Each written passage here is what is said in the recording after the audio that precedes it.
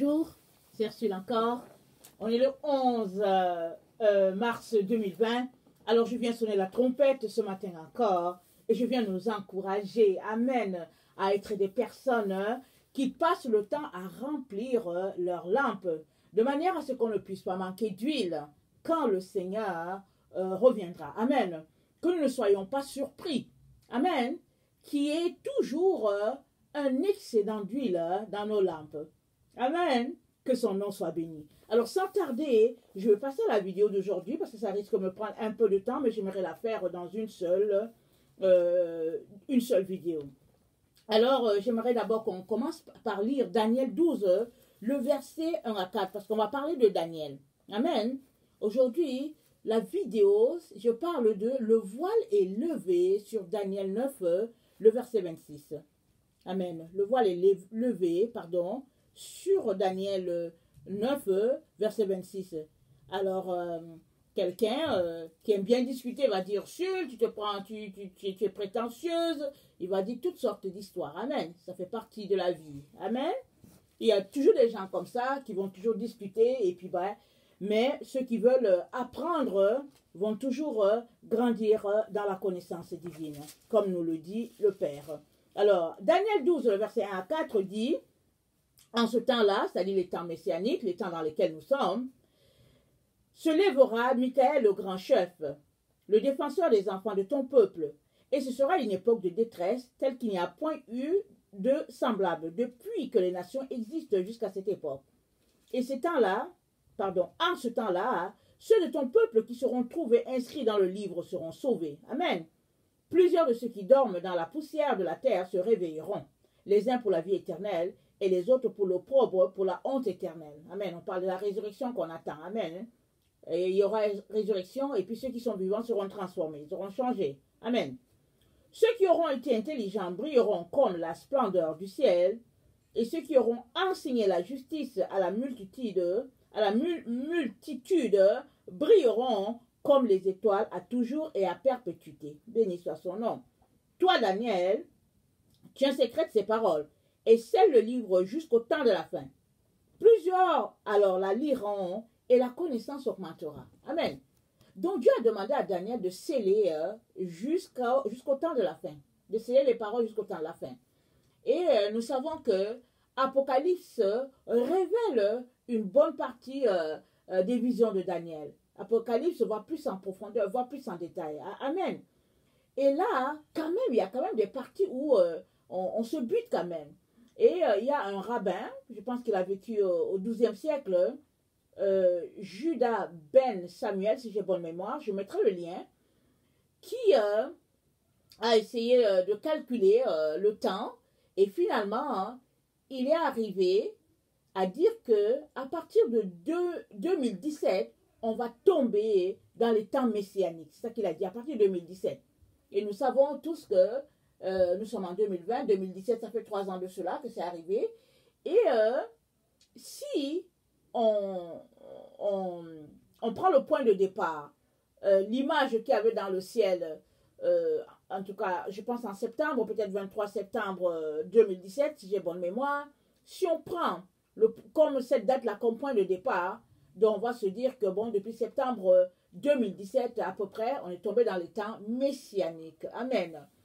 Alors, Dieu dit à Daniel par la voix de son ange que, il dit à Daniel, verset 4, tiens secrète ces paroles et scelle le livre jusqu'au temps de la fin. Plusieurs alors la liront et la connaissance augmentera. Alors je prie que ta connaissance puisse augmenter dans les révélations des choses divines. Amen.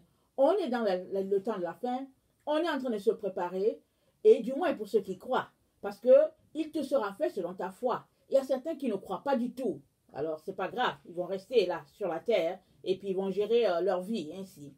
Il y a d'autres qui disent que non, eux ils vont passer le temps dans la tribulation, que tout le monde va passer le temps dans la tribulation. Ok, ils seront dans la tribulation, en train de crécher dans la tribulation parce qu'ils ne seront pas préparés. Mais si tu m'écoutes, je t'encourage à te préparer. Je t'encourage à vraiment mettre les points sur tes i, à laisser de côté la vie de ce monde et à choisir de vivre uniquement pour Jésus. N'oublie pas, On ne peut pas mélanger les deux. Laodicée nous apprend à aimer le monde et à aimer Jésus. Laodicée nous apprend à être un pied dedans, un pied dehors. Et n'oublions pas, les doctrines de nos églises ne sont que des doctrines farfelues, ce n'est pas de Dieu. Ce sont les doctrines des hommes. Et tous ceux-là qui marchent par les hommes périront, les hommes avec. Amen. Il est important que tu t'en tiennes à la doctrine de Jésus. La doctrine de Jésus, c'est elle qui te sanctifie. Ce n'est pas la doctrine des hommes. Ce n'est pas parce que tu vas dans une église et qu'on prêche un peu de vérité. Et puis le reste, on tourne autour du pot, que tu penses que tu seras sauvé. Non. La sainteté, c'est toute la sainteté. Ce n'est pas une partie de la sainteté. Et je t'encourage à arrêter de suivre les hommes. À arrêter de suivre les doctrines. Ce n'est pas grave si les gens se moquent de toi. Ce n'est pas grave. C'est pas grave. Mais sors de là. Sors de là immédiatement. Évidemment, par tes pensées, par tout ce qui se passe dans les églises. Et si le Seigneur te dit, secoue ta poussière et puis claque la porte et puis va-t'en.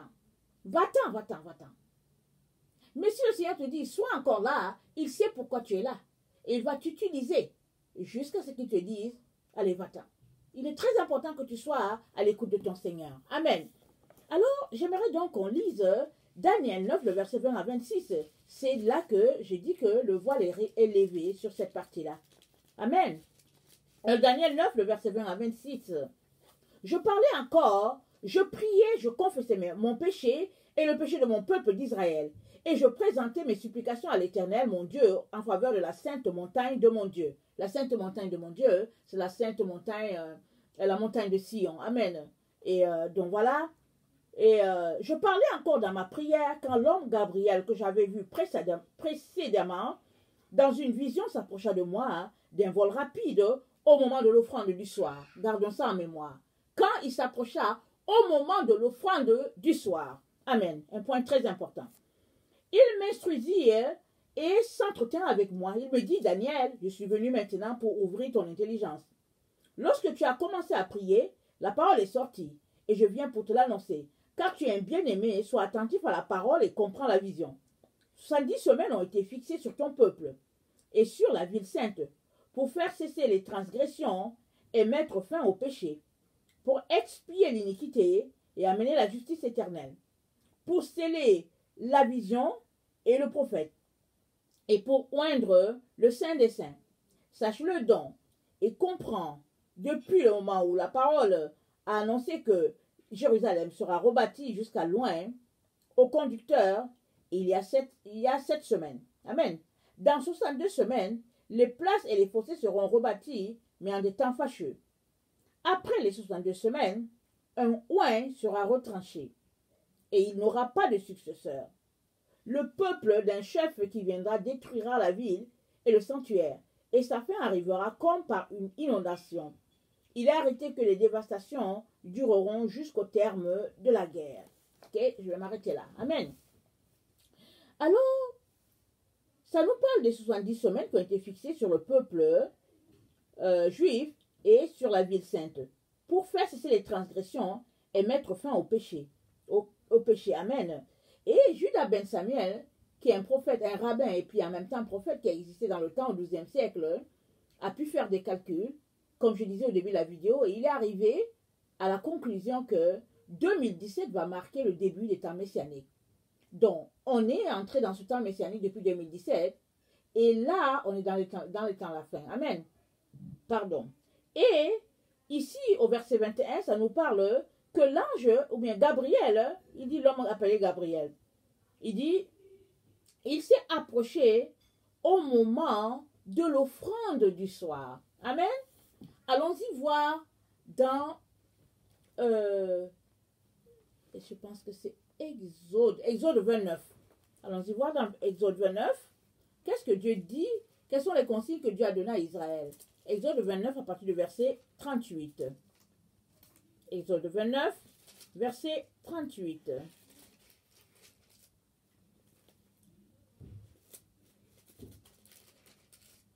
Sacrifice perpétuel.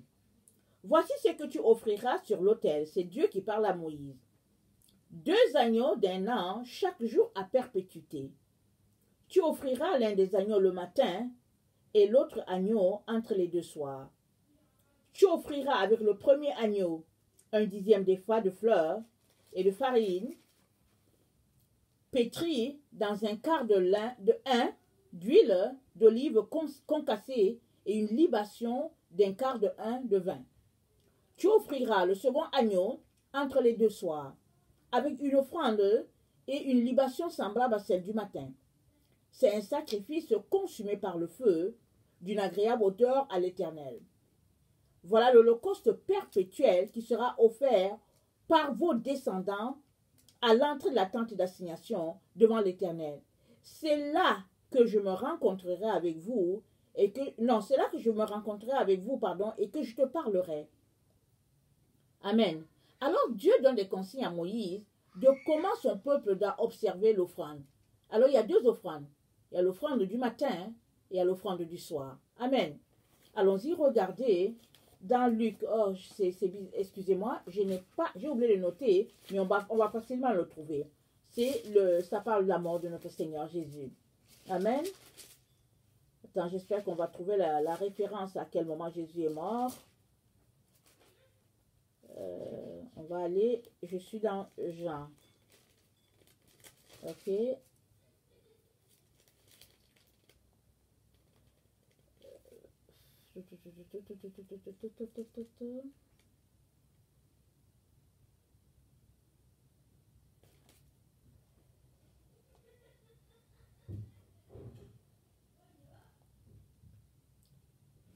Bon, je vais changer de passage parce que je cherche l'endroit de l'heure. Excusez-moi, j'ai oublié de noter ce passage-là quand j'étais en train de faire mon étude biblique ce matin.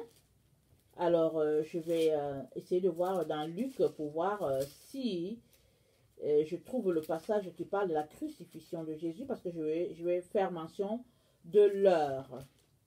L'heure. Jésus-Christ crucifié. Bon. Ok, c'est ça, je l'ai trouvé. Allons-y dans Luc, Luc 23, à partir du verset 44.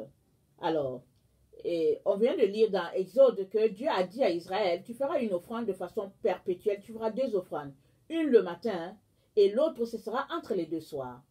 Et nous savons que la première heure en Israël, ça commence à 6 heures. Quand nous, on est 6 heures du matin, en Israël, il est 1 heure. Amen, il est 1 heure du matin. Quand on est midi, c'est-à-dire 12 heures, en Israël, c'est la 6e heure. Alors, au verset 44 de Luc 23, c'est dit, il était déjà environ la 6e heure et il eut des ténèbres sur toute la terre jusqu'à la 9e heure. Attendez, je vais lire où Jésus rendit l'âme. Alors, verset 42. Et il dit à Jésus, souviens-toi de moi quand tu viendras dans ton règne. Jésus lui répondit, je te le dis en vérité, aujourd'hui tu seras avec moi dans le paradis. Amen. Verset 44. Il était environ la 6e heure et il eut des ténèbres sur toute la terre jusqu'à la 9e heure. Le soleil s'obscurcit et le voile du temple se déchira par le milieu. Jésus s'écria d'une voix forte, Père, je mets mon esprit entre tes mains. En disant ces paroles, il expira. Le centenier, voyant ce qui était arrivé, glorifia Dieu et dit, certainement cet homme était juste. Amen. Alors Jésus est mort autour de la 6e heure. Amen. Et la 6e heure, ça correspond à midi. Et Dieu a dit à Israël, une offrande perpétuelle, tu en feras deux. Une le matin, et la seconde, tu le feras entre les deux soirs. Et en Israël, midi, c'est la 6e heure de la journée. Ce n'est pas encore la dernière heure, c'est la 6e heure de la journée. Donc Jésus est mort autour de la 6e heure de la journée. C'est là qu'il est mort. Et Jésus, c'est l'agneau pascal qui devait venir, mourir pour toute l'humanité. Amen. Il est le même agneau qui est l'alpha, l'oméga, qui est appelé à mourir pour, l'offrande du soir. Parce que Jésus est l'agneau pascal, l'agneau sans défaut qui a été consacré et qui a été mis à part pour l'humanité. Il est Dieu venu en chair sur cette terre afin de nous ramener à Dieu, afin de reconnecter l'être humain à Dieu, parce que Adam et Ève ont perdu leur gloire. Satan leur a volé. Amen. Alors Jésus qui est la parole s'est incarné en Marie et il est devenu un être humain pour pouvoir nous racheter. Amen. Et Dieu n'a pas changé de loi. Il n'a pas dit que parce que Jésus est déjà mort à midi, que ça s'arrête là. Quoique Hébreu nous dit que Jésus, il est venu, il a expié, il est entré dans le sanctuaire et puis il a offert une fois pour toutes. Amen. Ça c'est vrai, c'est un fait, c'est un acquis. Jésus est l'agneau pascal qui est venu et il a acquis, il a payé pour notre rachat. Amen. Il est le même encore qui dit, je donnerai autorité. Amen. Je donnerai autorité à mes deux témoins. Amen. Alors Jésus, n'oublions pas, il est venu accomplir la parole. Jésus, c'est la parole de Dieu. Il accomplit la parole à tout niveau, à tout moment. Amen. Et là, il est venu en chair et en os. Et il a accompli la première, la première offrande qui se fait autour de midi. Et il donne son autorité. Il donne son cachet afin que l'autre parole aussi puisse se réaliser. Amen.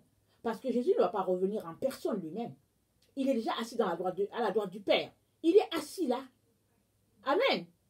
Et là, il donne son cachet.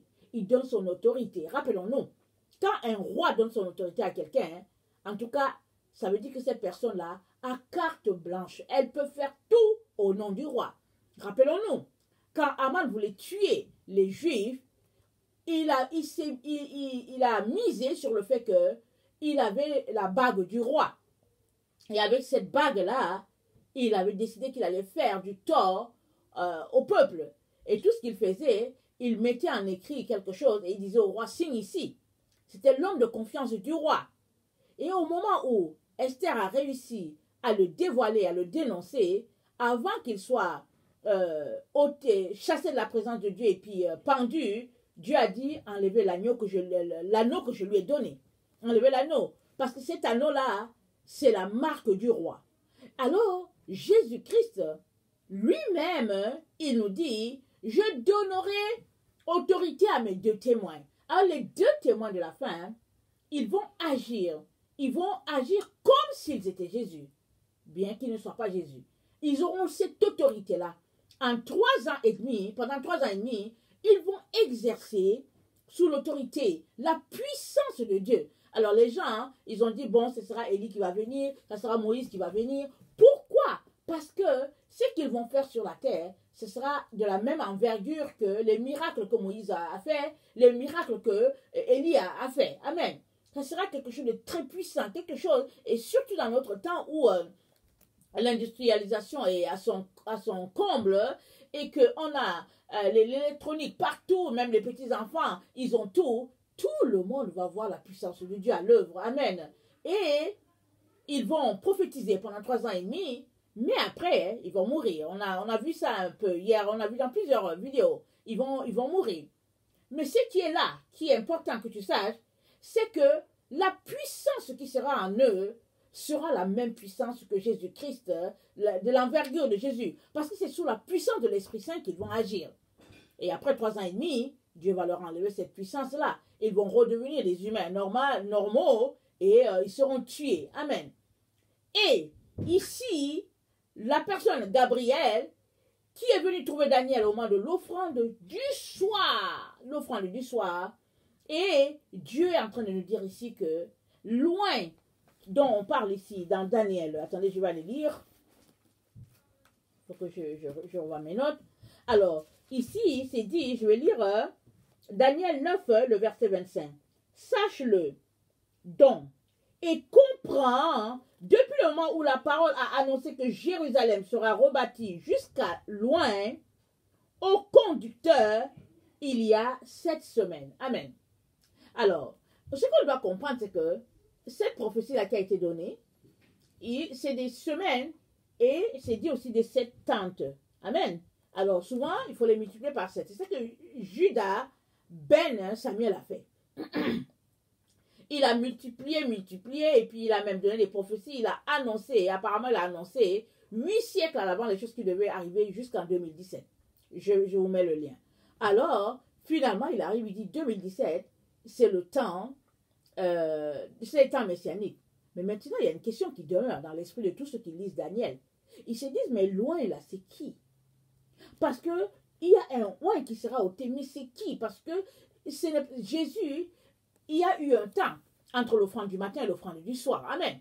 L'offrande du matin, ça s'est passé en l'an 33.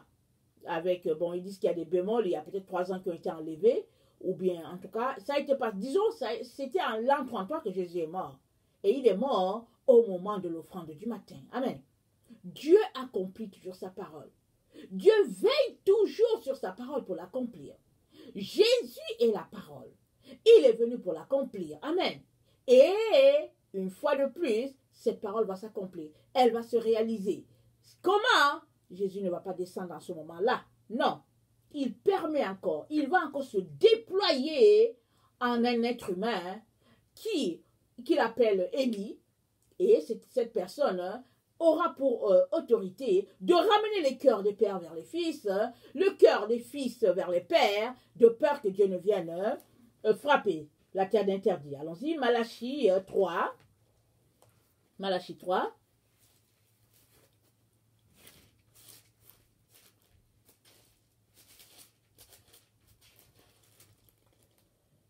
Voici, j'enverrai mon messager, il préparera le chemin devant moi. Et soudain, entrera dans son temple le Seigneur que vous cherchez. Et le messager de l'alliance que vous désirez, voici, il vient. Dit l'Éternel des armées, qui pourra soutenir le jour de sa venue, qui restera debout quand il paraîtra, car il sera comme le feu du fondeur, comme la potasse des foulons. Il s'assiera, fondra et purifiera l'argent. Il purifiera les fils de Lévi. Il les épurera comme on épure l'or et l'argent.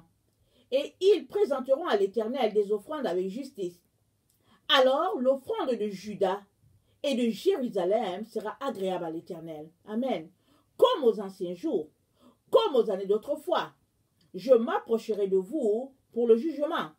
Et je me hâterai de témoigner contre les enchanteurs et les adultères, contre ceux qui jurent faussement, contre ceux qui retiennent le salaire du mercenaire, qui oppriment la veuve et l'orphelin, qui font tort à l'étranger, et ne me craignent pas, dit l'Éternel des armées, car je suis l'Éternel, et je ne change pas.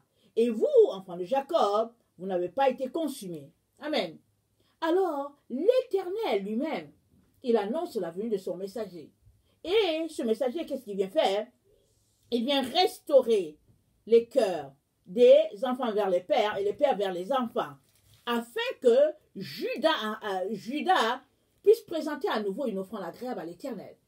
Et avant que Judas puisse présenter cette offrande-là, le messager de la fin, il sera cette offrande-là. Amen. C'est dit dans Apocalypse 11. On va le lire. Apocalypse 11.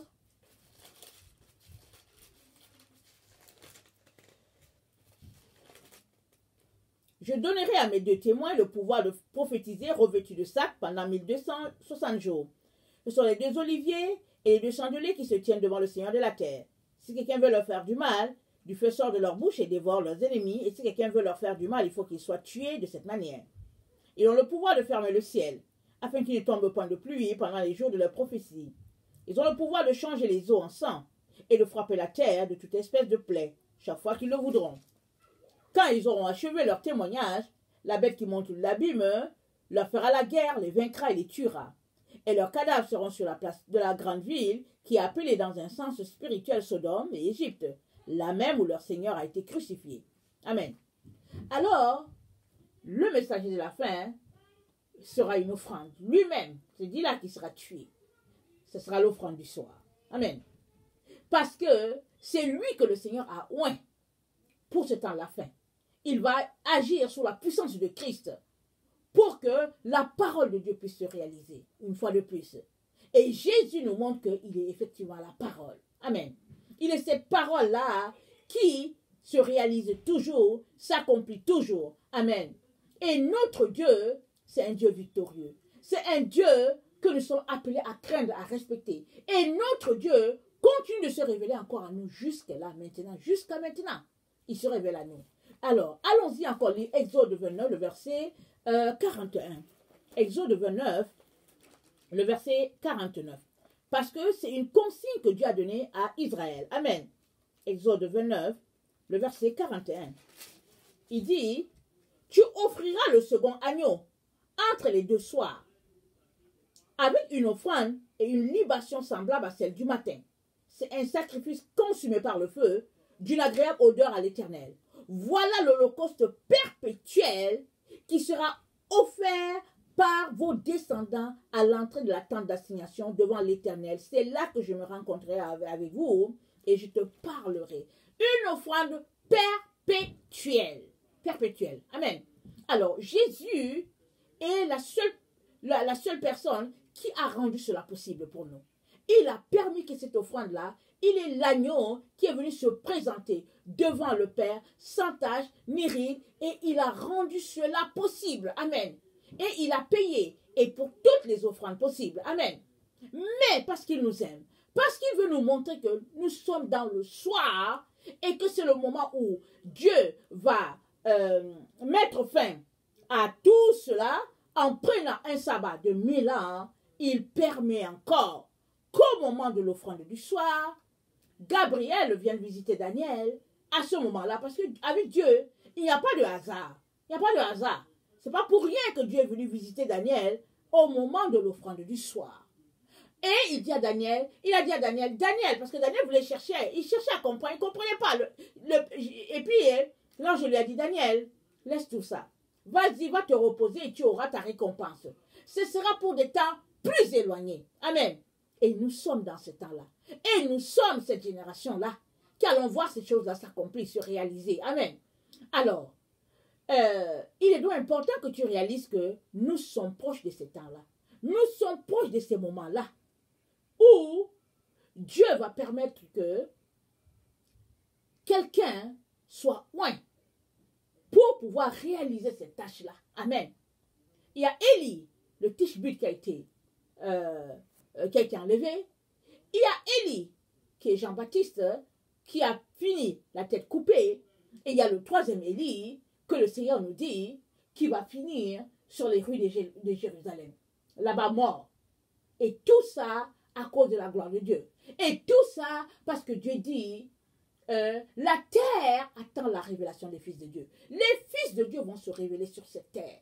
Remplis de la gloire de Dieu, remplis de la puissance de Dieu. Les autres vont regarder, vont dire, on n'a jamais vu quelque chose de pareil. Et pourquoi Dieu fait ça? C'est pas pour déployer une certaine prestance, non. C'est pour racheter son peuple. C'est pour racheter ses enfants. C'est pour que, s'il y a quelqu'un qui voit ça, qui dise, oh Seigneur, pardonne-moi, il soit sauvé.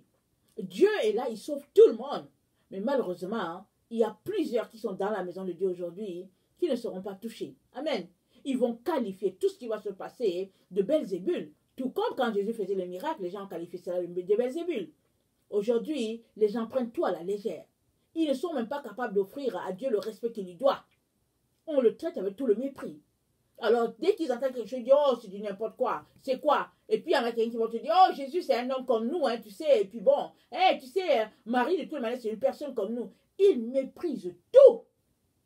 Ils piétinent tout. Parce qu'ils se croient au-dessus. Pourquoi? Parce que la Bible dit, la connaissance enfle. La connaissance enfle. Et Dieu nous a appelés à être des personnes humbles. Des personnes vraiment effacées. Parce que c'est à cela que nous sommes appelés. Amen. Donc que le Seigneur vraiment nous donne de réaliser que nous sommes vraiment dans ces temps-là qui annoncent le retour de ce glorieux Seigneur et nous ne devons pas nous amuser. Amen. Alors, il est là, œuvrant au milieu de nous et agissant. Amen. Dans le psaume 141, c'est dit que ma prière soit devant ta face comme l'encens et l'élévation de mes mains comme l'offrande du soir. Pourquoi le soir? Parce que le soir, ça clôt la journée. Amen. Les gens, on passe la journée et le soir, il est important que le soir, on vienne se présenter devant Dieu pour lui demander pardon pour nos fautes, pour nos péchés. Et puis, qu'on passe en revue notre journée parce que tu ne sais jamais, quand tu t'en vas dormir, tu ne sais pas ce qui peut t'arriver. Et le psalmiste dit que ma prière soit devant ta face comme l'encens. Amen. Et l'élévation de mes mains comme comme l'offrande du soir, parce que généralement, l'offrande du soir doit être d'une agréable odeur à l'Éternel. Amen.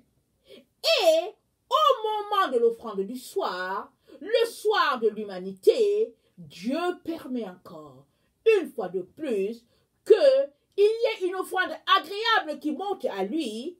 Et cette offrande-là n'est autre que le messager de la fin lui-même qui va venir offrir ça à l'Éternel. Et une fois que ça sera fait, on retourne lire Malachie. Malachie nous dit quelque chose d'important. Au moment de l'offrande du soir, parce que l'offrande du soir est d'une agréable odeur à l'Éternel. Alors, au moment de l'offrande du soir, une fois que ce sacrifice-là est fait, voilà ce que ça dit. Ça dit, voici j'enverrai mon messager, il préparera le chemin devant moi, et soudain entrera dans son temple le Seigneur que vous cherchez, le messager de l'alliance que vous désirez. Voici il vient, dit l'Éternel des armées, qui pourra soutenir le jour de sa venue, qui restera debout quand il paraîtra, car il sera comme le feu du fondeur, comme la potasse des foulons. Il s'assiera, fondra et purifiera l'argent. Il purifiera les fils de Lévi. Il les épurera comme on épure l'or et l'argent. Et ils présenteront à l'Éternel les offrandes avec justice. Alors l'offrande de Juda et de Jérusalem sera agréable à l'Éternel, comme aux anciens jours, comme aux années d'autrefois. Je m'approcherai de vous pour le jugement, et je me hâterai de témoigner contre les enchanteurs et les adultères, contre ceux qui jurent faussement, contre ceux qui retiennent le salaire du mercenaire, qui oppriment la veuve et l'orphelin, qui font tort à l'étranger et ne me craignent pas, dit l'Éternel des armées. Car je suis l'Éternel et je ne change pas. Et vous, enfants de Jacob, vous n'avez pas été consumés. Amen. Que le Seigneur bénisse sa parole. Maranatha, je vous aime beaucoup et Dieu davantage. Soyez bénis. Merci.